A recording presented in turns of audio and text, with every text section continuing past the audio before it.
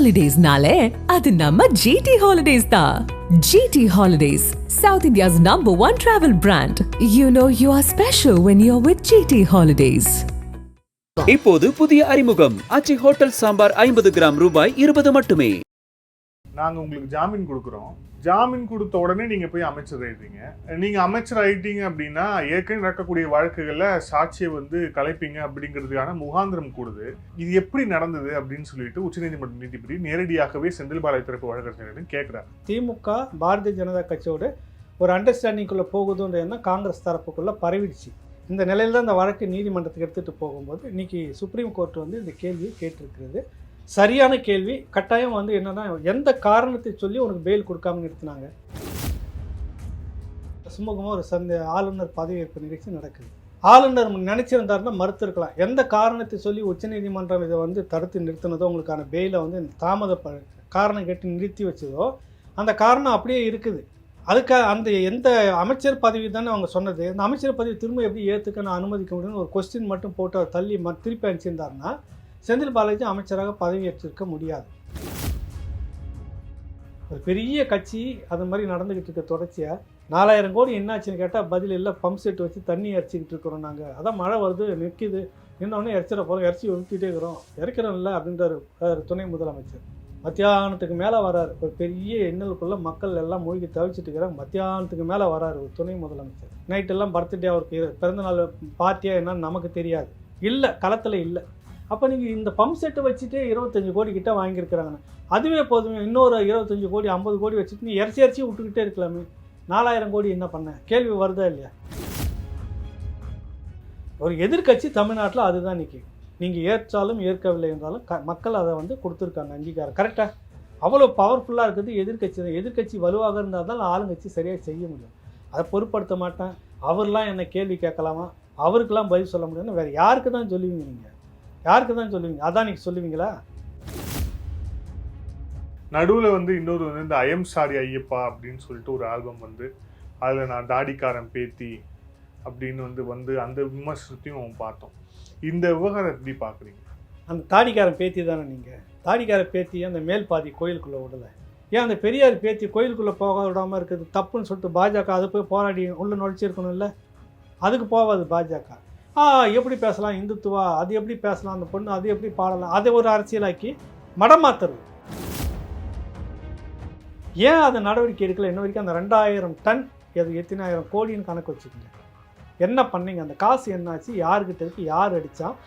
நீங்கள் விசாரணை பண்ணி அந்த சம்மந்தப்பட்டவங்க உள்பட எடப்பாடியாக இருந்தாலும் கைது பண்ணி உள்ளே வைக்கிறது தானே நேர்மை. ஏன் அதை செய்யலை இன்ன வரைக்கும்? யார் தடுக்கிறது? ரகசியமாக ஒரு நபர் வந்தார் உங்களை சந்திச்சாருன்னு சொன்னாங்களே, அந்த நபர் தடுக்கிறாங்களா? அதானி அம்பானிலாம் அவங்கக்கிட்ட பிச்சை வாங்கணும். உண்மையிலே எனக்கு தெரிஞ்சு அதானி ஏன் ரகசியமாக சந்திச்சிருப்பாருன்னா இவங்ககிட்ட கடன் கேட்டிருப்பார் சத்தியமாக. ஆதன் நேயர்களுக்கு அன்பு வணக்கம். இன்றைய சிறப்பு நேர்காணலில் நம்முடன் இணைந்திருக்கிறார் மூத்த பத்திரிகையாளர் பாயகிலிவன் அவர்கள். சார் வணக்கம்.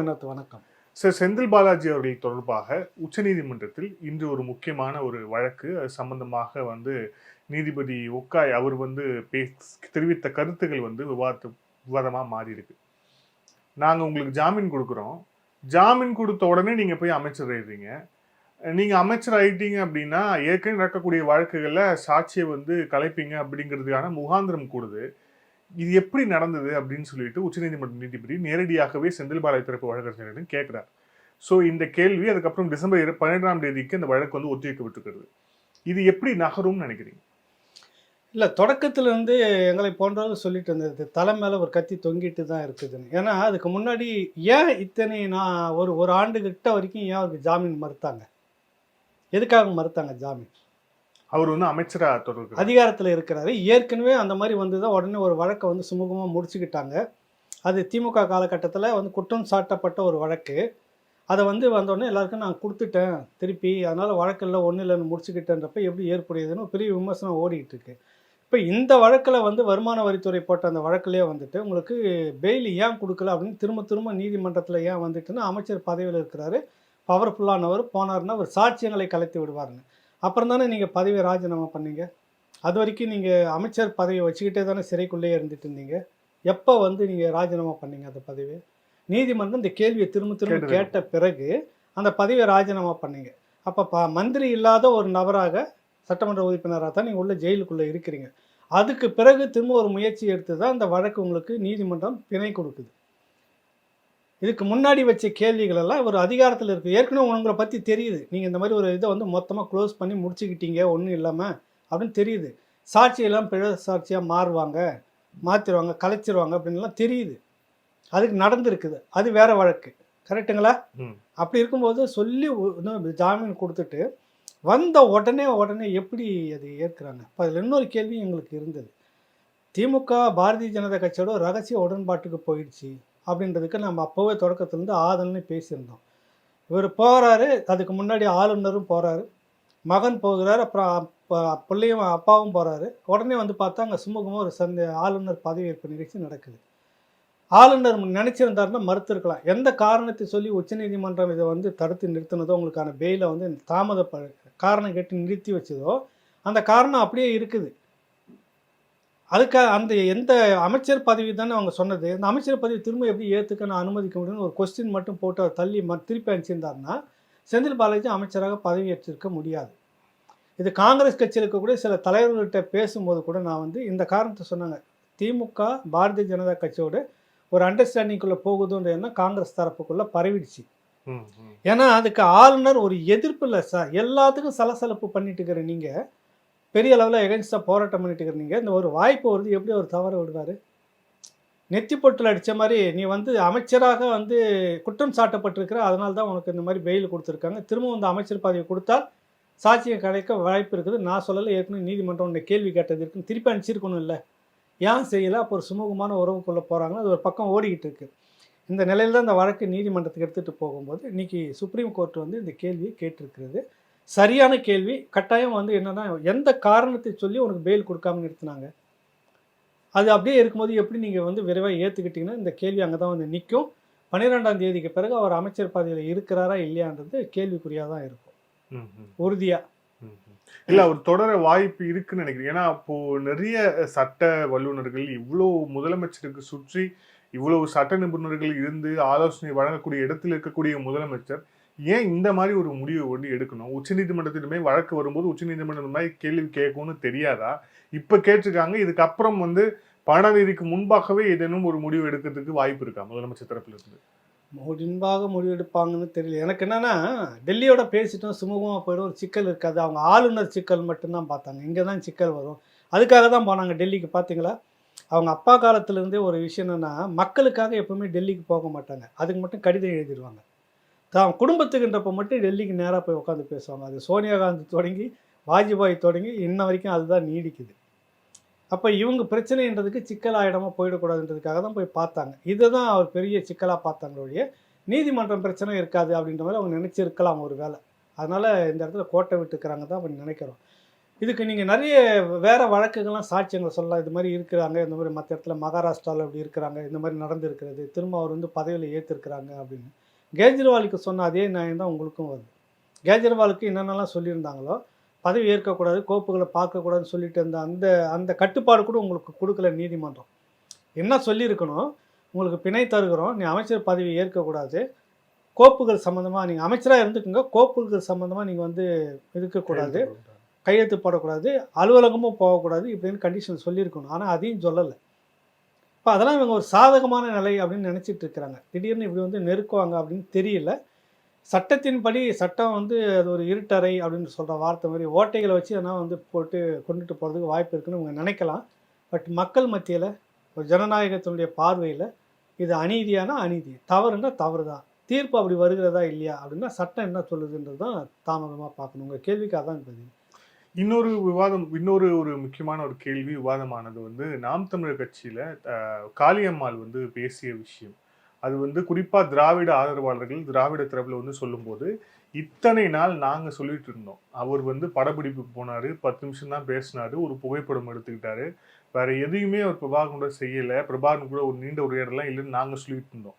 ஆனால் இப்போ பாருங்க, அவருடைய கட்சியை சேர்ந்த ஒரு தலைவர் அவருடைய மேடையிலேயே சொல்லிட்டாங்க வெறும் 10 நிமிஷம் தான் போய் பார்த்துட்டு வந்தாருன்னு. இதை விட வேற என்ன பெரிய ஆதாரம் வேணும்?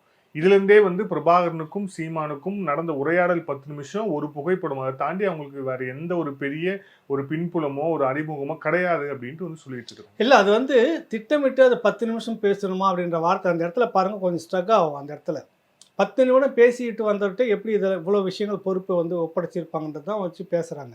அதுதான் சீமானு கேட்குறாரு. மற்றவங்க 10 நிமிஷம் மட்டும் பேசிட்டு வராங்க. இங்கேருந்து எத்தனையோ பேர் பேசியிருக்கிறாங்க.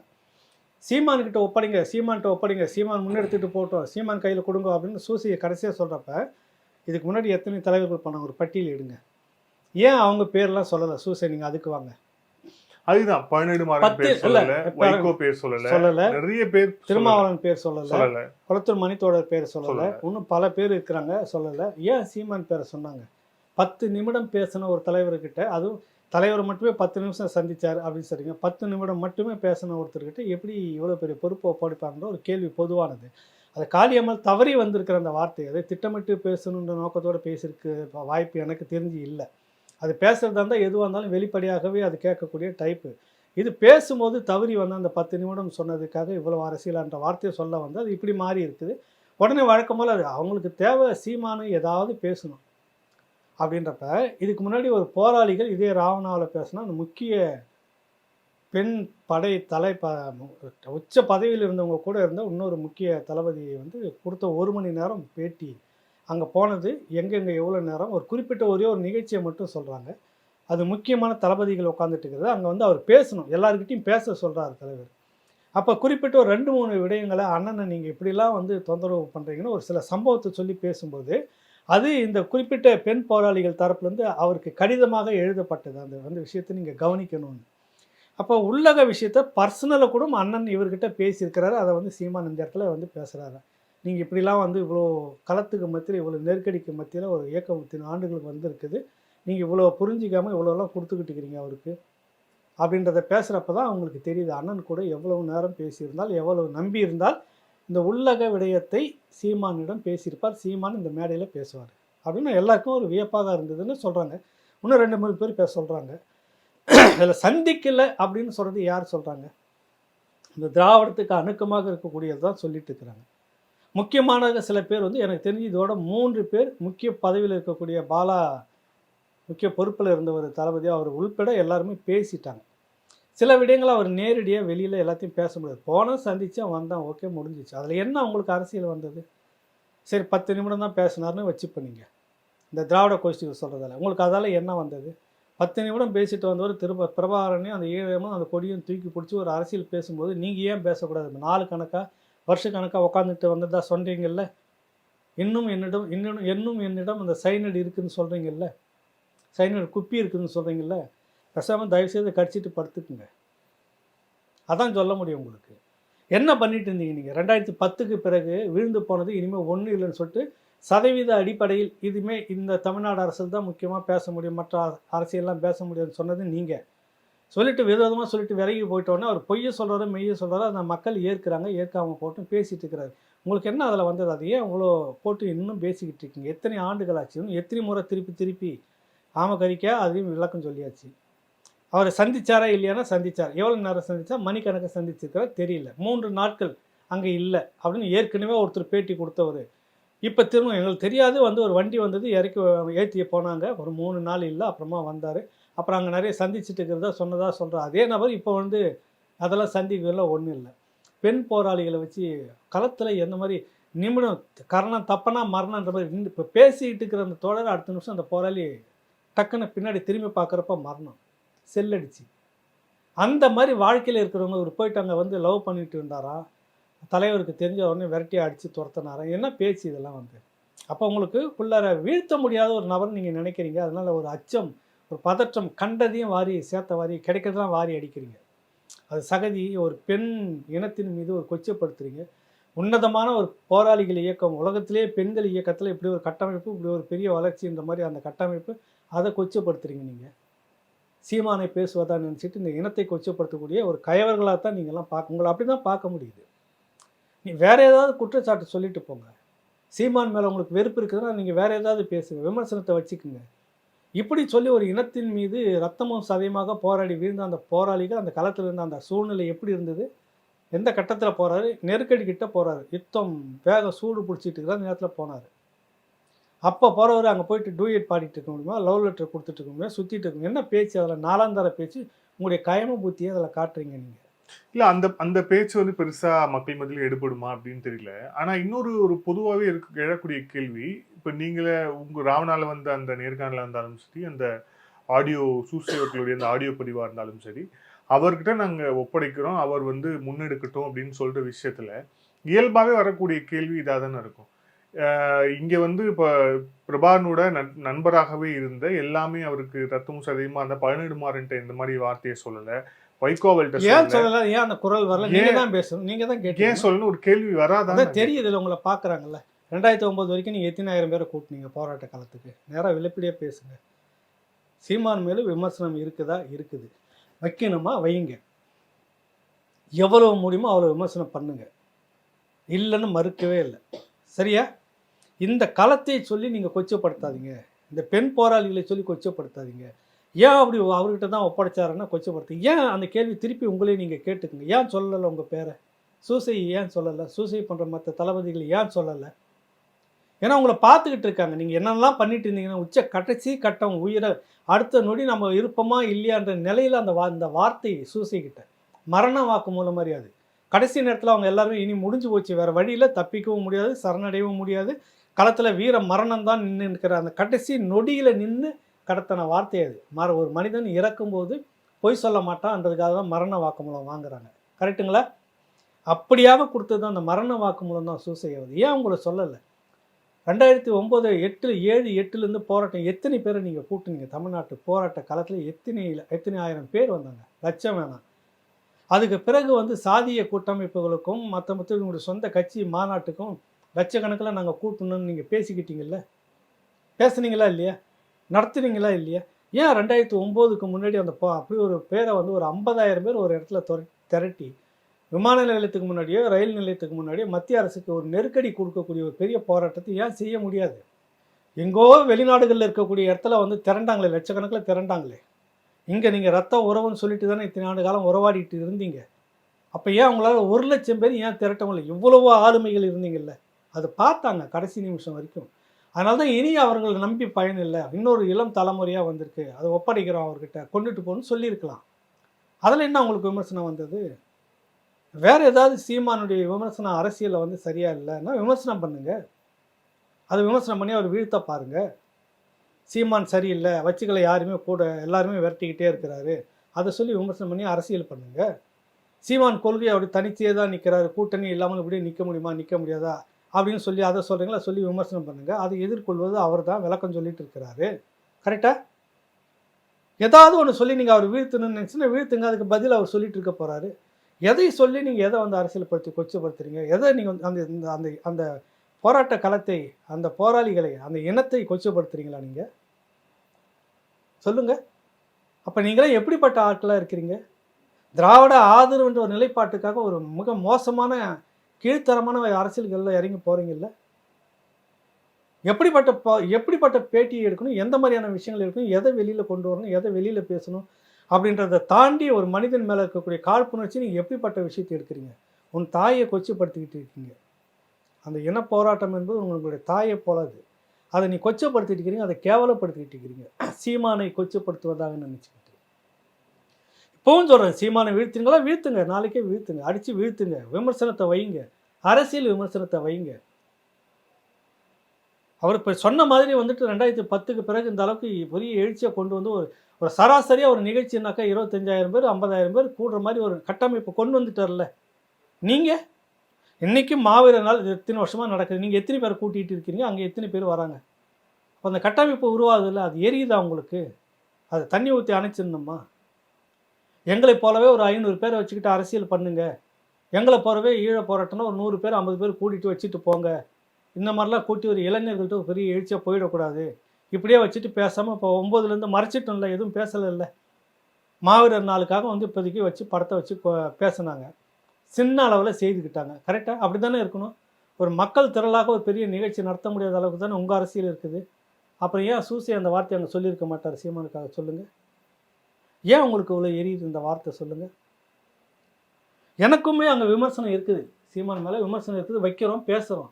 அதை நாகரிகமாக வச்சு அந்த அரசியலை பண்ணி அவரை வீழ்த்தணும். இல்லை நாங்கள் தான் சரியானவர்கள், சீமான் சரியானவர் இல்லை அப்படின்னு வீழ்த்தினா வீழ்த்துங்க. நீங்கள் இந்த பிரச்சனையை எடுத்துன்னு வந்து ஏன் கொச்சப்படுத்துறீங்க சொல்லுங்கள்? இதுதான் உங்களுடைய திராவிட மாடலா? இதுதான் உங்களுடைய பெரியாரிசமா? இதுதான் பெரியார் கற்றுக் கொடுத்ததா? அன்னைக்கு தொடங்கி இன்ன வரைக்கும் நீங்கள் மாறவே மாட்டீங்களா? பெரியாரை எவ்வளோ கொச்சப்படுத்தி நாலாந்தரமாக பேசுங்களோ அதே நாலாந்தரத்தை இங்கே கொண்டு வந்து நிறுத்துறீங்களா?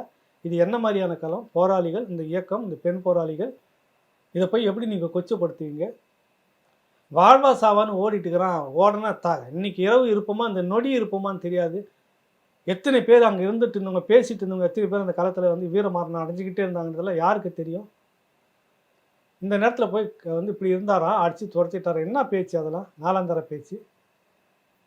அதனால் வந்து உங்களுக்கு விமர்சனம் இருக்கிறதா சீமான் மேலே, தயவு செய்து வைங்க. அவரை வீழ்த்தணுமா வீழ்த்துங்க. சரி இல்லையா, சரியில்லாத அவரை மாற்றிட்டு சரியான ஒரு அரசியலை நீங்கள் கொண்டு வாங்க. அதுதான் சரியானதாக இருக்கும்போது நீங்கள் வந்து இல்லாத ஒரு அபத்தத்தை எடுத்துன்னு வந்து வச்சுட்டு பேசிட்டு அரசியல் பண்ணாதீங்க. அது ஏற்புடையதல்ல. அது சீமானுடைய வளர்ச்சிக்கு தான் மேலே மேலே இருக்குமோ ஒழிய வீழ்ச்சிக்கு ஒரு காலமும் இருக்காதுன்னு தான் என்னுடைய பதில். இதில் கட்சியிலேருந்து நிறைய பேர் வந்து விலகுறாங்க, எல்லா கட்சியிலேருந்தும் விலகுறாங்க. இப்போ கடைசியாக நெல்லை மாவட்டத்திலேருந்து ஒரு மாவட்ட பொறுப்பில் இருந்த நிர்வாகிகள்லாம் விலகுனாங்கன்னு பார்த்தோம்.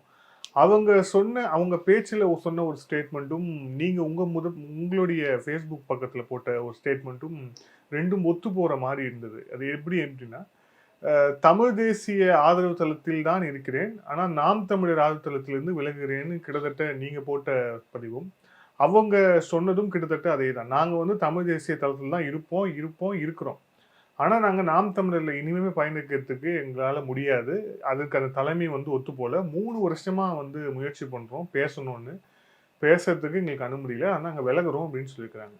எப்படி பார்க்குறது?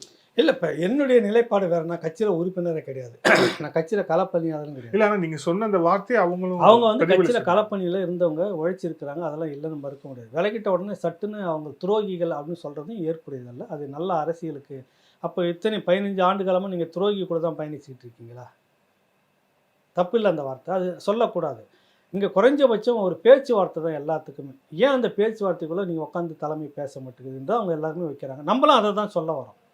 உட்காந்து பேசுங்க. என்னுடைய நிலைப்பாடுன்றது வேறு. நான் வந்துட்டு அவர் ஆதரவு நிலைப்பாட்டில் இருந்தேன், ஏன் விலகுன்றது என்னுடைய சொந்த பிரச்சனை, நான் வெளியில் வந்திருக்கிறேன், அது வேறு. ஆனால் அவர்கள் எல்லாமே அப்படி, அதில் சிலரை தவிர மற்றவர்கள் எல்லாருமே இந்த கட்சிக்கு விசுவாசமாக இருந்தவங்க தான். ஒரு சிலர்னு நான் ஏன் சொல்கிறேன், எனக்கு சில விடயங்கள் தெரியும், உங்களுக்கும் பர்சனல் சில விஷயங்களை பேசுனதால் வந்த பகை அது மாறி அப்படி ஒரு எண்ணமாக, ஒரு வெறுப்பாக, பகைன்னு சொல்ல முடியாது, இன்னும் சொல்ல போனாக்கா இப்படி இருந்து நம்ம கூடவே இருந்து இப்படிலாம் பேசியிருக்கிறாங்களே நம்மளை பற்றி அப்படின்ற ஒரு பெரிய, அது என்ன சொல்கிறது, அது ஒரு ஆதங்கம். இப்படி வச்சுக்கிட்டு இருந்தோம், இப்படி பேசியிருக்காங்கன்றதை பற்றி அது ஒரு அரசியலாக போயிட்டுருக்குது. அதுவும் கூட சரியாக தவறான்னு நீங்கள் கூட்டு உட்கார வச்சு பேசியிருக்கணும். ஒரு மாவட்டத்தில் வராங்க, இந்த மாதிரி பிரச்சனைன்னா வரும் தான், பிரச்சனை வரும், பேசுவோம். பிரச்சனை இல்லாத ஒரு கட்டமைப்பு இருக்கவே இருக்காது, மல்லு கட்டி தான் ஆகணும். பேசிட்டு ஒரு சார்பு சொல்கிறத மட்டும் எடுத்துக்கிட்டு முடிவுக்கு வந்துடக்கூடாது அப்படின்றது என்னுடைய தாழ்மையான கருத்து. பேசுங்க, இப்படி இருக்குதுப்பா, நம்ம எந்த நோக்கத்துக்காக வந்தோம், இந்த உள்ளக பிரச்சனைக்காக தான் வந்தோமா, இருக்கும் சரி பண்ணிக்கலாம் போங்கன்னு சொல்லி ஒரு 10 நிமிடம் எனக்காக பேசினா போதும் அப்படின்னு தான் நினைக்கிறாங்க எல்லாருமே. எல்லாருக்கும் அந்த ஆதங்கம் தான் இருக்குது, கரெக்டாக. மற்றபடி வேறு என்ன அவங்களை குறை சொல்கிறாங்க, வேறு ஏதாவது குறை சொல்லியிருக்கிறாங்க அவங்கள? எதுவுமே சொல்லலை. அப்போ அதை எதிர்கொள்ளுன்ட்டு அதை வந்து உள்வாங்கிக்கிட்டு பேசினா இந்த சிக்கலே வரப்போகிறது இல்லையா? இல்லை, அதான் 3 வருஷமாக நாங்கள் வந்து பார்க்க முயற்சி பண்ணுறோம், 3 வருஷமாக முயற்சி பண்ணுறோம், ஆனால் நடக்கலை அப்படின்னா 3 வருஷமாக காத்துட்டு இருக்குன்றதெல்லாம் எனக்கு அது தெரியல. அது மிகைப்படுத்தி இன்றைக்கி நீங்கள் என்ன வேணாலும் பேசலாம். எனக்கு சரியில்லைன்னா அன்றைக்கே முடிவு எடுத்துட்டு நான் இப்போ எனக்கு சொன்ன ஒரு சில கருத்து வந்தது, நான் வெளியில் வந்திருக்கிறேன்னு சொன்னேன்ல, அந்த மாதிரி அவங்க அப்போவே சொல்லுங்க இல்லையா, நீ 3 வருஷம் காத்துக்கிட்டு இருக்கிற. அது இன்றைக்கி நீங்கள் வந்துட்டீங்கன்றதுக்காக நீங்கள் எல்லாத்துக்கும் ஒரேடியாக சொல்லக்கூடாது. பட்டு உங்கள் தரப்பு காரணம் நியாயம் இருக்குது, நான் உணரல. தலைமை கூப்பிட்டு பேசியிருக்கணுமா இல்லையானா பேசியிருக்கணும், அது வேறு விஷயம். இப்போ நான் கேட்குறேன் ஒரு கேள்வி, நீங்கள் ஒரு ஊடகம், உங்கள் சம ஊடகமாக நம்ம வச்சு கேள்வி கேட்பாங்க, இந்த ஒரு விடயம் இங்கே மட்டும்தான் அப்படி நடக்குதா? இல்லை, எல்லா இடத்துலையும். அப்போ ஏன் நீங்கள் மற்ற விடயத்தெல்லாம் பேச மாட்டேங்கிறீங்க, விவாதிக்க மாட்டேங்கிறீங்க? ஏன் இந்த ஒரு விஷயத்தை மட்டும் எடுத்துக்கிட்டு இந்த கட்சி மட்டும் இப்படி நடக்குதுன்னு ஏன் மிகைப்படுத்தி இதை மட்டுமே பேசிட்டு இருக்கிறீங்க? இன்றைக்கி தேதிக்கும் திமுகக்குள்ள பிரச்சனை இருக்குது தெரியுங்களா? ஏன் அதை எடுத்துகிட்டு விவாதிங்களா, பேசுங்களேன். எங்கே போனாங்க கனிமொழி, எங்கே போனார் துரைமுருகன்? ஏன் முதலமைச்சர் கூட குறிப்பிட்ட 2 பேர் மட்டுமே தான் இருக்கிறாங்க, மற்றவங்களாம் எங்கே? இந்த அரசியல் வரணுமா இல்லையா, கேள்வி விவாதம் வரணுமா இல்லையா, என்ன நடக்குது அங்கே அப்படின்னு கேளுங்களேன். குறிப்பிட்ட வந்து ஏன் அங்கே வந்து நான் இப்போ நான் கேட்ட உடனே மாறு இன்னைக்கு தேதி வரைக்கும் நான் பார்க்குற எல்லா நிகழ்ச்சிகளுமே சேகர் பாபுக்கு நேரு. அப்புறம் அந்த லாபி ஒன்று இருக்குதுன்னு நான் சொல்கிறேன்ல, உங்களுக்கு சொன்ன கோவம் வருது இல்லை? அப்போ உங்களை மட்டும் நீங்கள் கட்டமைச்சிக்கிட்டு நீங்கள் மட்டுமே வெளியில் வந்துட்டு இப்படி இருக்கணும், நீங்கள் மட்டும் முதன்மையானவர்களாக இருக்கணும், மற்றவர்களெல்லாம் பக்கத்தில் இருக்கக்கூடாது அப்படின்ற ஒரு கட்டமைப்பு இருக்குதா உங்களுக்குள்ள? அங்கே இருக்குது இல்லை, அந்த உள்ளக அரசியல் இருக்குது இல்லை, அதை விவாதிங்க, அதை பேசுங்க. ஒரு பெரிய கட்சி அது மாதிரி நடந்துக்கிட்டு இருக்க தொடர்ச்சியாக 4000 கோடி என்னாச்சுன்னு கேட்டால் பதில் இல்லை, பம்ப் செட் வச்சு தண்ணி இறச்சிக்கிட்டு இருக்கிறோம் நாங்கள், அதான் மழை வருது நிற்கிது, இன்னொன்று இறச்சிட போகிறோம், இறச்சி ஊற்றிட்டே இருக்கிறோம், இறக்கிறோம் இல்லை அப்படின்றாரு துணை முதலமைச்சர். மத்தியானத்துக்கு மேலே வராரு, ஒரு பெரிய எண்ணலுக்குள்ளே மக்கள் எல்லாம் மூழ்கி தவிச்சிட்டு இருக்கிறாங்க, மத்தியானத்துக்கு மேலே வராரு ஒரு துணை முதலமைச்சர். நைட்டெல்லாம் பர்த்டே அவருக்கு பிறந்தநாள் பார்ட்டியாக என்னன்னு நமக்கு தெரியாது, இல்லை களத்தில் இல்லை. இந்த லட்சணத்தில் உங்கள் இது இருக்குது, இதை விமர்சிக்கக்கூடாது, இதை பேசக்கூடாது, இதெல்லாம் விவாதமாக்கக்கூடாது. இல்லைன்னா திமுகவுடைய ஆட்சி காலத்துல தான் சென்னை நகரம் பாதுகாப்பாக இருக்குன்னு முதலமைச்சர் செய்தியாளர்கிட்ட பேசுகிறார்.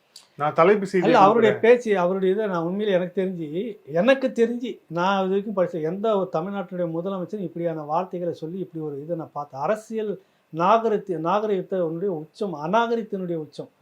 அவர் பேசுனது என்னன்னா, ஒரு எதிர்க்கட்சி கேள்வி கேட்குறாரு, இப்போ நமக்கே வருது இல்லை, பம்ப் செட் வச்சு தண்ணி அடிச்சிட்டு இருக்கிறதா சொல்கிறீங்க பேட்டியில் ஒரு துணை முதலமைச்சர், கரெக்டாக அதை தான் செய்துட்டு இருக்கிறீங்க. அப்போ நீங்கள் இந்த பம்ப் செட்டை வச்சுட்டு 21 கோடி 22 கோடி தான் இந்த எல்லா 21 மண்டலத்துக்கும் 1.25 கோடி கிட்டத்தட்ட 25 கோடி கிட்ட வாங்கியிருக்கிறாங்கன்னு. அதுவே போதுமே, இன்னொரு 25 கோடி 50 கோடி வச்சுட்டு நீ இறச்சி விட்டுக்கிட்டே இருக்கலாமே, 4000 கோடி என்ன பண்ண? கேள்வி வருதா இல்லையா? இதை தான் விமர்சனமாக வைக்கிறோம், நம்ம கூட சாதாரணமாக கேட்குது. அதுக்கு நீங்கள் இந்த மாதிரிப்பா இவ்வளோ இடம் தோண்டிட்டு வந்துக்கிறோம், ஒரு இடம் வந்திருக்கோம், ஒரு இடத்துல நெருக்கடி இருக்குது, அதெல்லாம் உடச்சிட்டு போகிறப்ப தண்ணி போயிடும், இன்னும் கொஞ்சம் கால அவகாசம் ஆகும் அப்படின்னு நீங்கள் சொல்லியிருக்கணுமா இல்லையா? நீங்கள் தான் வந்த உடனே வந்துட்டு கடந்த ஆட்சியெலாம் சரியில்லை, அது இருட்டாக இருந்தது, நாங்கள் விடியல் தருவோம்னு திருநாவுக்கரசு இறையன்பு ஐஏஎஸ் அவர்களுடைய சகோதரர் வந்து கமிட்டி போட்டிங்க. கமிட்டி என்னது தான் சொன்னதுன்னு வெளிப்படையாக வைங்களேன். இப்போ இந்த 3 ஆண்டுகளும் எத்தனை நீர்நிலைகள் அழிக்கப்பட்டிருக்கிறது? நான் 15 வருஷமாக அந்த தொகுதியில் இருக்கிறேன், 15 வருஷமாக முதலமைச்சர் விரோதம் ஐயா ஸ்டாலின் தான் இருக்கிறார். கண் எதிர்க்கு எத்தனை நீர்நிலை இந்த 15 ஆண்டுகளுக்குள்ளாக அழிக்கப்பட்டது ஒரு பட்டியல் நான் சொல்கிறேன், நீங்கள் சரி பண்ணுவீங்க, நாளைக்கே எடுப்பீங்களா? கொளத்தூருக்குள்ள அந்த குளங்கள்லாம் இருந்து இந்த கண்ணிக்கு அந்த பகுதியில் வெள்ளமே வராது. கொளத்தூர் தொகுதிக்குள்ளே பெரவலூர் காவல் நிலையத்துக்கு முன்னாடி வலது பக்கம் இடது பக்கம் சாலைக்கு வலது இடதும் பெரிய குளம் இருந்தது. கொஞ்சம் கொஞ்சமாக ஒரு பக்கம் முழுசாக அழிஞ்சு போச்சு, ஒரு பக்கம் இந்த குட்டையாக கொஞ்சோண்டு தான் இருக்குது, அதுக்குள்ளாரையும் ஒருத்தன் வீடு கட்டியிருக்கிறான். இப்போ போய் போர்டு வச்சுருக்காங்க, இது வந்து ஏதோ இதுக்கு சொந்தமான இடம்னு சொல்லிட்டு வச்சுருக்கிறாங்க. இப்போ அங்கே வந்து ஒரு பெரிய பிரசித்தி பெற்ற கங்கா தேட்டருக்கு எதுக்க பிரசித்தி பெற்ற 1000 வருஷத்துக்கு மேலே பழமையான கோயில் ஒன்று இருக்குது, அதை ஒட்டி பெரிய குளம். அந்த குளத்தை மட்டும் நீங்கள் ஆழ்படுத்தி சுத்தம் பண்ணிவிட்டு ஆழ்படுத்தி எடுத்து விட்டுட்டிங்கனாக்கா 3 கிலோமீட்டர் சுற்று வட்டாரத்தினுடைய எந்த நீர் நிலையம் ரோட்டில் தண்ணியே நிற்காது. இப்போ சமப்படுத்தி ஏதோ வேலையை செய்ய போது மண்ணெல்லாம் கொண்டு போய் கொட்டி அந்த குளமாகவே இல்லை, நிறச்சிட்டிங்க, கண் எதிர்க்க நடந்துக்கிட்டு இருக்கு. அப்போ இவ்வளவு இந்த மாதிரி பண்ணிவிட்டு நீங்கள் வந்து 4000 கோடி என்ன பண்ணீங்கன்னா அது காரணம் சொல்லணும். எதிர்கட்சி கேட்பாங்க, எதிர்கட்சி அதெல்லாம் மதிக்கணும், நாங்கள் மதிக்கிறது இல்லை. இது பதில் ஒரு முதலமைச்சர் சொல்லலாமா? அவருக்கு வேறு வேலை இல்லை, அந்த கேள்வியெல்லாம் பொருட்படுத்த வேணாம், மதிக்கலை, நான் அந்த கேள்வியை மதிக்கலை அப்படின்னா என்ன அர்த்தம்? நீங்கள் 10 வருஷமாக எதிர்கட்சியாக இருந்தீங்க ஸ்டாலின் அவர்களே, 10 வருஷம் இருந்தீங்க எதிர்கட்சியில். நீங்கள் கேட்டது ஒன்றுக்கும் பதில் அவங்க பேசிக்கிட்டு தான் இருந்தாங்க. அரசியல் திமுக மக்களால் புறக்கணிக்கப்பட்ட கட்சி, நாங்கள் பதில் சொல்ல வேண்டிய அவசியம் உங்களுக்கு எங்கேயுமே சொல்லவே இல்லை. மின்சாரத்துக்கு எதிராக நீங்கள் தட்டி பிடிச்சிட்டு வந்தீங்க, பரந்தூர் விமான நிலையத்துக்கு வந்தீங்க, அனிதாவுக்கு வந்தீங்க, காவல் நிலைய மரணத்துக்கு வந்தீங்க, லாக்அப் டெத்து இதுக்கு வந்தீங்க. எதுக்கு நீங்கள் வரல? எல்லாத்துக்கும் போராடிட்டு இருந்தீங்கல்ல, எல்லாத்துக்கும் பதில் சொல்லிட்டு இருந்தாங்கல்ல, உங்களை மாதிரியா சொன்னாங்க. அப்போ நீங்கள் எந்த அளவுக்கு ஒரு எல்லை மீறி நீங்கள் போயிட்டீங்க. அது வந்து உங்களுக்கு அகம்பாவத்தினுடைய உச்சமாக நாங்கள் கேள்வி கேட்கலைங்க யாருமே இல்லைன்ற நினப்பா, இல்லை பெரிய நாங்கள் வந்து மன்னர் குடும்பத்தினுடைய வாரிசாக நீங்கள் வந்து பிரகடனப்படுத்திட்டீங்களா? சொல்லுங்கள். ராஜாதி ராஜ கம்பீர ராஜ மாத்தாண்ட ராஜ குலோத்துங்க சோழன்ற மாதிரி உங்களை என்ன நீங்கள் பிரகடனப்படுத்திக்கிட்டீங்களா? அந்த எண்ணத்துக்குள்ளே வந்துட்டிங்களா? கேள்வி அவனு கேட்கக்கூடாதா? இதான் நம்ம கேட்குறோம். ஒரு எதிர்கட்சியாக தானே இருக்குது, ஆளுங்கட்சிக்கு நிகரானது சீட்டு தான் வேறு. உண்மையில் அதனுடைய சித்தாந்த அடிப்படை என்ன தெரியுமா? முதலமைச்சருக்கு உண்டான எல்லா விடயத்தையும் எதிர்கட்சியும் செய்யும். அதிகாரம் வந்து உத்தரவு போடணும், அவங்க போட முடியாது, அவ்வளோதான் விஷயம். அவ்வளோ பவர்ஃபுல்லாக இருக்குது எதிர்கட்சி தான். எதிர்கட்சி வலுவாக இருந்தால் தான் ஆளுங்கட்சி சரியாக செய்ய முடியும். அதை பொருட்படுத்த மாட்டேன், அவர்லாம் என்னை கேள்வி கேட்கலாமா, அவருக்கெல்லாம் பதில் சொல்ல முடியும்னு வேறு யாருக்கு தான் சொல்லுவீங்க? நீங்கள் யாருக்கு தான் சொல்லுவீங்க? அதானிக்கு சொல்லுவீங்களா? சொல்லுங்கள். அதானி வண்டி ஏறி வந்தாக்கா அவர் கொண்டு போய் வீட்டில் வச்சுக்கிட்டு அவருக்கு பதில் சொல்லுவீங்களா? நீங்கள் அதான பதில். இல்லை நான் கேட்கறதுலன்னு தப்பு இருக்கிறத சொல்லுங்கள். ஒரு எதிர்க்கட்சி தமிழ்நாட்டில் அதுதான் நிற்கி. நீங்கள் ஏற்றாலும் ஏற்கவில்லை என்றாலும் மக்கள் அதை வந்து கொடுத்துருக்காங்க அங்கீகாரம். கரெக்டாக மக்கள் சார்பாகத்தான் அந்த கேள்வி கேட்குது. நீங்கள் பதில் சொல்லணுமா இல்லையா? மக்கள் சார்பாக தான் நீங்கள் முதலமைச்சராக இருக்கீங்க. ஒருவேளை நீங்கள் தமிழ்நாடு உங்களுக்கு பட்டான் போட்டு முடிசூட்டிக்கிட்டீங்களோ, இந்த மன்னருக்கு எதிராக யாரும் அறிக்கையெல்லாம் கொடுக்கக்கூடாது, பேசக்கூடாது, தகுதி இல்லைன்னு சொல்கிறீங்களோ, அவங்களுக்கு ஒரு மக்கள் அதிகாரம் கொடுத்துருக்க மாதிரி உங்களுக்கு கொடுத்துருக்க மாதிரி அவங்களுக்கும் ஒரு எதிர்க்கட்சின்னு ஒரு அதிகாரம் கொடுத்துருக்காங்கல்ல. அந்த அடிப்படையில் கேள்வி கேட்குறப்ப பதில் சொல்லுங்களேன். ஒன்றும் இல்லை, நீங்கள் தான் சொல்கிறீங்க பம்ப் செட் வச்சு தண்ணி அரைச்சி ஊற்றிட்டுக்கிறேன்னு சொல்கிறீங்க. அப்போனா அந்த 4000 கோடிங்க என்ன ஆச்சுனாக்கா அதுதான் இதுன்னு திரும்ப நிற்கிறீங்க நீங்கள். அப்புறம் கேட்பாங்களா இல்லையா அந்த கேள்வி? நீர்நிலையெல்லாம் என்ன ஆச்சுன்னு சொல்லிட்டு அறிக்கை கொடுத்தீங்க, அதை பேசலை. ஐயா அந்த மாதிரி நடந்துக்கிட்டு இருக்கு, இப்படி பேசியிருக்கு. எதிர்க்கட்சின்னா அது காழ்ப்புணர்ச்சி அரசியல் பண்ணிக்கிட்டு தான் இருக்கோம். நாங்கள் செய்ய வேண்டியதை செய்துக்கிட்டு தான் இருக்கோம். எவ்வளோ விஷயங்களை நாங்கள் வந்த பிறகு இந்த மாதிரிலாம் செய்துக்கிட்டு இருக்கோம்னு விளக்கம் கொடுத்துட்டு போங்களேன். என்ன குறைஞ்சி போச்சு? கேள்வி கேட்க தகுதி இல்லை, அவர்களுக்கெல்லாம் பதில் சொல்ல முடியாது, அவங்கள நான் மதிக்கிறதே இல்லை அப்படின்னா யாரை மதிப்பீங்கன்னா அதையும் கேட்டேன். அதானி மதிப்பீங்களா அப்படின்னு கேட்டேன். அதானியை மட்டுமே தான் மதிப்பீங்களா நீங்கன்னு கேட்டேன்.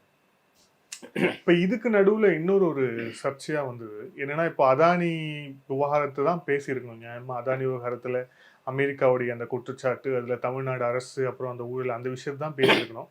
நடுவில் வந்து இன்னொரு வந்து இந்த ஐஎம் சாரி ஐயப்பா அப்படின்னு சொல்லிட்டு ஒரு ஆல்பம் வந்து அதில் நான் தாடிக்காரன் பேத்தி அப்படின்னு வந்து அந்த விமர்சனத்தையும் பார்த்தோம். இந்த விவகாரம் எப்படி பார்க்குறீங்க, இந்த ஐஎம் சாரி ஐயப்பா விவகாரம்? நான் பேசணுன்றதுக்காக சொல்ல வரல, முற்போக்கெல்லாம் நீங்கள் வச்சுக்கோங்க. தாடிக்காரன் பேத்தி ஏன் இந்த வேங்கவேல் கோயிலா ஏன் விடலை? தாடிக்காரன் பேத்தி தானே மேல்பாதி. சரி, அந்த தாடிக்காரன் பேத்தி தானே நீங்கள். தாடிக்காரன் பேத்தியை அந்த மேல் பாதி கோயிலுக்குள்ளே விடலை. ஏன் விடலை சாமி? தாடிக்காரன் பேத்தி கரெக்டு. ஏன் இன்னொரு இடத்துல வந்து ஊருக்கு கோயிலுக்கு வெளியில் உள்ளே போயிட்டு வந்தோடனே கூப்பிட்டு நிற்க வச்சு கேவலமாக பேசி அடித்து அனுப்புனாங்க? தாடிக்காரன் பேத்தியா? எங்கே தாடிக்காரன் பேத்தியாக இருக்கிறீங்க நீங்கள் முதல்ல சொல்லுங்கள். அதுவே அபத்தம். நீ என்ன வேணாலும் பாடிக்கலாம், என்ன வேணாலும் பேசிக்கலாம், புரட்சின்னு பண்ண ஆரம்பிச்சிட்டா எது வேணாலும் போட்டு நீங்கள் எழுதிக்கலான்னு இருக்கிறீங்க.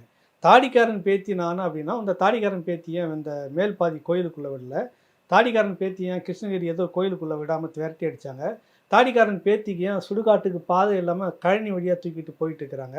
தாடிக்காரன் பேத்திக்கு இன்றைக்கும் வந்து கிருஷ்ணகிரி பக்கத்தில் எங்கள் ஊரில் இன்றைக்கும் அந்த தெரு வழியாக போகும்போது செருப்பை கழட்டி கையில் தான் பிடிச்சிட்டு போகணுன்னு ஏன் தாடிக்காரன் பேத்திக்கு வச்சுருக்கிறாங்க? என்ன தாடிக்காரன் பேத்தி, என்ன தாடிக்காரன் வந்து நாளாக கீழ்ச்சி போட்டாரா தமிழ்நாட்டில்? இதானே எரிச்சல் வரும், கடுப்பு வருது. என்ன நடந்துச்சு தாடிக்காராலங்க? என்ன மாற்றம் வந்துச்சு சொல்லு. அவனா படித்தா அவனா திருந்தி இருக்கிறான். தாடிக்காரன் பேத்தின்னு என்ன தாடிக்காரன்? இது வந்து இன்னொன்று இதில் வந்து என்னென்னா, இது முதல் கட்டம். இதில் இன்னொரு பாதி, இது வந்து 6 ஆண்டுகள் ஆயிடுச்சுன்னு சொன்னாங்க பாட்டு. இப்போ ஏன் வந்ததுன்றப்ப தான் உளவுத்துறை செய்யக்கூடிய வேலை. எப்பவுமே ஒரு விஷயத்தை மடம் மாற்றுறதுக்கு இன்டெலிஜென்ஸில் இந்த மாதிரியான இதெல்லாம் வச்சிட்ருக்கோம். இந்த இப்போ ஒன்று வந்து என்ன பண்ணலாம், வினோத் இந்த விஷயம் ஏதோ பேசினா டக்குன்னு கேஸ் போட்டு உள்ள பரபரப்பாக 2 நாளைக்கு ஓடும், நல்லா தாங்கும், போடு கேஸ் உள்ளத்தில் இந்த விஷயத்தை இருக்கும். இந்த விஷயத்துக்கு இது வந்து இருக்குது, இது வந்து இப்போதைக்கு கிளப்பி விடு, இது வரும். இந்த விஷயத்த மடம் மாற்றுது. சீமான் மேலே இப்படி ஒரு அறிக்கை கொடுக்க சொல்ல, அது ஒரு வாரம் 3 வாரம் ஓடும். அந்த மாதிரி மடை மாற்றுவதற்காக தான். அது முதல்ல தாடிக்காரன் பேத்தி அவர்கள் மீது, அந்த இசையின் மீது, அந்த சகோதரின் மீது நல்ல மதிப்பு இருக்குது, அதை நான் மறுக்கலை. நான் தாடிக்காரன் பேத்தின்னு சொன்னதுக்கான காரணம் சொல்கிறேன். இவ்வளோ தாடிக்காரன் பேத்தி வெளியே நிற்க வச்சிட்டு இருக்கிறாங்க. முதல்ல அதை பாடுங்க நீங்கள், கரெக்டுங்களா? அதை பாடுங்க, அப்போ தான் அங்கே விடியல் வரும். அதை விடுங்க. 2வது கட்டம் இந்த உளவுத்துறை மடைமாற்று. காரணம் என்னென்னா, இந்த கட்டம் முழுக்க வந்து அதானி பாமக கேள்வி கேட்குதா, நாம் தமிழர் அறிக்கை கொடுத்துருக்காங்களா, மற்றவங்க கடுமையாக மற்ற கேட்குறாங்களா, அதிமுக என்ன சந்திப்புன்னு கேட்குறாங்களா? இப்போ அண்ணாமலை வந்தோன்னு ஒரு விஷயத்தை போட்டு உடைச்சாரா? மதுரையில் அந்த டங்ஸ்டன் எதுக்கு வைக்கிறதுக்கு முழுக்க வந்துட்டு 9 மாத காலம் ரகசியமாக எல்லாத்துக்கும் அப்ரூவல் கொடுத்து ஓகே சொல்லி தலையாட்டி நின்று இந்த ஆசாமிகள் தான், மன்னிக்கணும், இந்த சாமிகள் தான் கூட இருந்துட்டு கடைசி நேரத்தில் வந்து மத்திய அரசு மேலே பழிய போட்டால் எப்படியப்பா, நீ தானப்பா எல்லாத்தையும் ஒத்துக்கிட்ட, நீ தானே வந்து அப்ஜெக்ஷன் இல்லைன்னு சொல்லிட்டு நீ தானே சொன்னீங்க, எல்லாத்தையும் போட்டு உடச்சிட்டார திமுக பண்ணதை? இது இல்லை விவாதமாக்கி இருக்கணும். சரி, ஒன்று வேணாம், நீங்கள் அதிகாரத்துக்கு வந்தோடனே 2021 அதிமுக பேரில் நிலக்கரியை வந்து இறக்குனாங்க வந்து வச்சுருந்தாங்கன்னு சொல்லிட்டு எண்ணூரில் போயிட்டு பெரிய ஆய்வு பண்ணீங்க. 2000 டன் காணாமல் போச்சுன்னு சொன்னீங்கல்ல? ஆமாம், சொன்னீங்கல்ல. அப்படியே வந்து அடுத்த நிமிஷம் போர் எடுத்து நாங்கள் வந்து நீதி நிலைநாட்டுறோம், போர்னு முழங்கிட்டு இருந்தீங்களா? ஒரு வாரம் என்ன ஆச்சு? ஏன்னா அது இறக்குறது எல்லாத்துலேயுமே இன்னைக்கு வந்தாங்களா ரகசிய சந்திப்பு வந்தாங்க அவங்க தான் பின்னணியில் இருக்கிறாங்க, அங்கேருந்து தான் நிலக்கரி வாங்குறாங்க. இப்போ கூட்டி கழிச்சு பாருங்க, அந்த ரகசிய சந்திப்பு இப்படி நடக்குதுன்னு தெரியுமா உங்களுக்கு? அடுத்தடுத்து ப்ராஜெக்ட் இங்கே வரப்போகுது. பரந்தூரில் வந்து முழுக்க அதானி தான் ஒப்படைக்க போகிறாங்க. அதில் சப்கான்ட்ராக்டர்ஸ் சில பேர் இங்கே வந்து அப்படி நாக்கை தொங்க போட்டு காத்துக்கிட்டு இருக்கிறாங்க. கோடி கணக்கில் வரும்ல, சும்மாவா? அடுத்த தரையை சமன்படுத்துறது ஒரு கான்ட்ராக்டு, லாரிலாம் ஒன்று குறுக்கு மறுக்க மண் அடிக்கணும் போகணும், இதெல்லாம் இந்த வேலையை செய்தால் போதுமே எங்களுக்கு. அது எங்களுக்கு வந்து சேர்ந்துருமே 10,000 கோடி எங்கள் குடும்பத்துக்கு. உங்களுக்கு எனக்கு நான் ரோட்டில் நிற்க போகிறோம், வாயிலையும் வயிற்றுல அடிச்சு மறியல் போராட்டம் நடத்தி அடி வாங்கிட்டு சாக போகிறோம். அதான் நடக்க போகுது. இப்போ விழுந்து செய்ய போகிறது இவங்க தானே செய்கிறாங்க. இப்போ எல்லாமே அதானி ப்ராஜெக்ட் தான் தமிழ்நாட்டில் இப்போ வரப்போகுது. நிறைய விஷயங்கள் இதுக்கு ஒத்தாசை வேணும். ஏற்கனவே அந்த 2000 டன் இருக்குல்ல, அது அந்த விஷயம் என்ன தான் பண்ணீங்க நீங்கள் நேர்மையாளர்கள் தானே.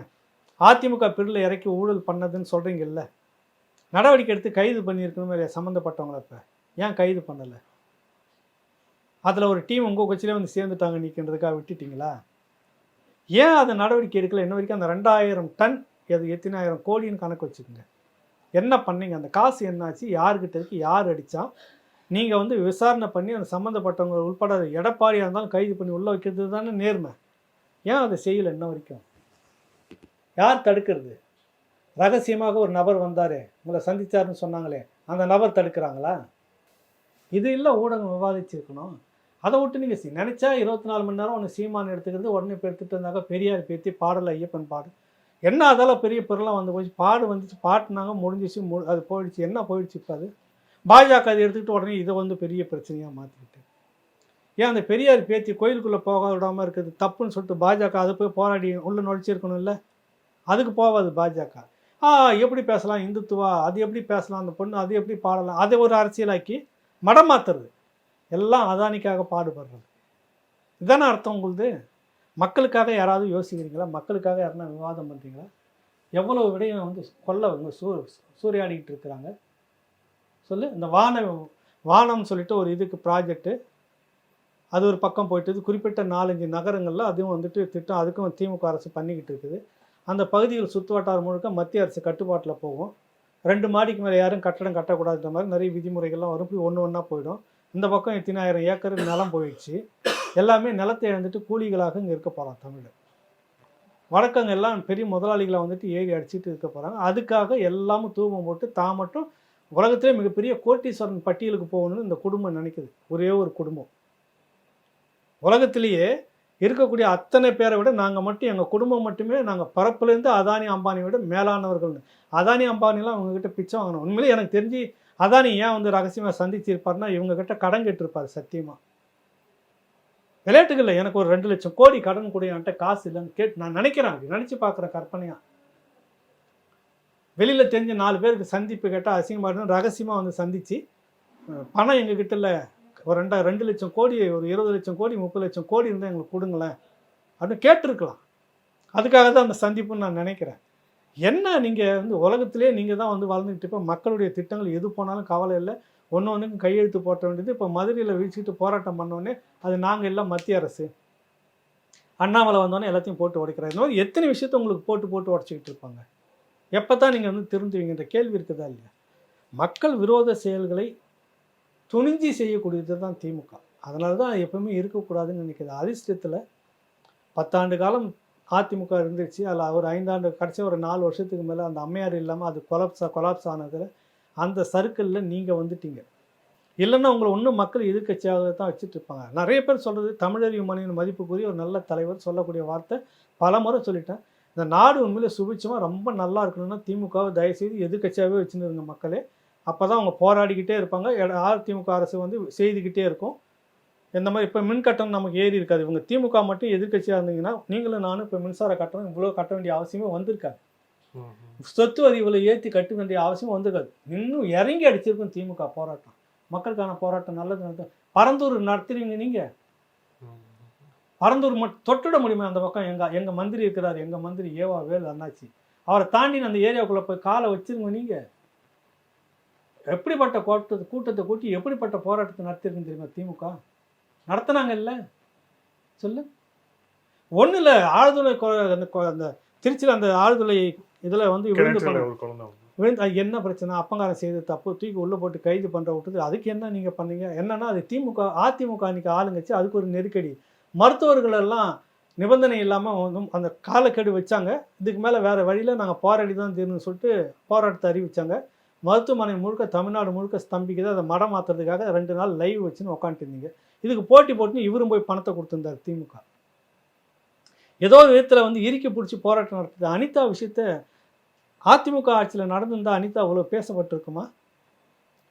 இப்போ தெரியுதா ஏன் திமுகவை நான் எப்பவும் சொல்கிறேன், உண்மையில் நம்ம வந்து அந்த கட்சி ஒழிக்கணும்லாம் சொல்ல வரல. இந்த மக்கள் நல்லா இருக்கணும்னா திமுக நல்லா இருக்கணும். எப்படி நல்லா இருக்கணும், எதிர்கட்சியாக வந்துட்டா நல்லா இருக்கணும். ஆளுங்கட்சி கூட ஆளுங்கட்சிக்கு போயிட்டா அவங்கள மாதிரி துணிஞ்சி மக்கள் விரோத செயலை செய்யக்கூடிய ஒரு கட்சியை நீங்கள் இந்தியாவிலே பார்க்க முடியாது. பரந்தூர் எல்லா ப்ராஜெக்ட் நீங்கள் எடுத்துகிட்டு வந்து இந்த விஷயங்கள் எல்லாமே இப்போ சொன்ன இத்தனை விஷயமும் துணிஞ்சி இவங்க தானே செய்கிறாங்க. அதிமுக பயந்துட்டு இருந்துச்சுல, மின்சார கட்டணம்னு ஆரம்பித்தார், குடும்பமே கருப்பு சட்டை போட்டுன்னு வாசலில் நின்றுச்சா இல்லையா, நின்றுதா இல்லையா, பயந்து போய் விட்டாரா இல்லையா அவர்? இப்போ நீங்கள் ஏற்றிட்டீங்கல்ல. அதுக்கு தான் சொல்கிறது, இந்த எதிர்கட்சியாகவே வச்சுக்கிட்டு இருந்தோம்னா நாடு நல்லா இருக்கும், நம்மளும் நல்லா இருக்கும், நம்ம மண்ணும் நல்லா இருக்கும். ஆளுங்கட்சியாக உட்கார வச்சுட்டிங்கனாக்கா அந்த குடும்பம் மட்டும் அதானியை விட ஒன்று மேலே போயிட்டுருக்கும், நம்ம வந்து கீழே போயிட்டு நிலத்தெல்லாம் இழந்துட்டு அகதி மாதிரி ஒரு வாழ்க்கையை வாழ்ந்துக்கிட்டு இருப்போம். இருக்கிற எல்லா உரிமையும் அது வரணும் அடித்து வாங்கிக்கிட்டே இருக்கும். இதுதான் அவங்க மாடல் அரசு. நன்றி சார், பல்வேறு கேள்வி. Thank you sir, thank you so much. ரொம்ப நன்றி, வணக்கம். Thank you sir.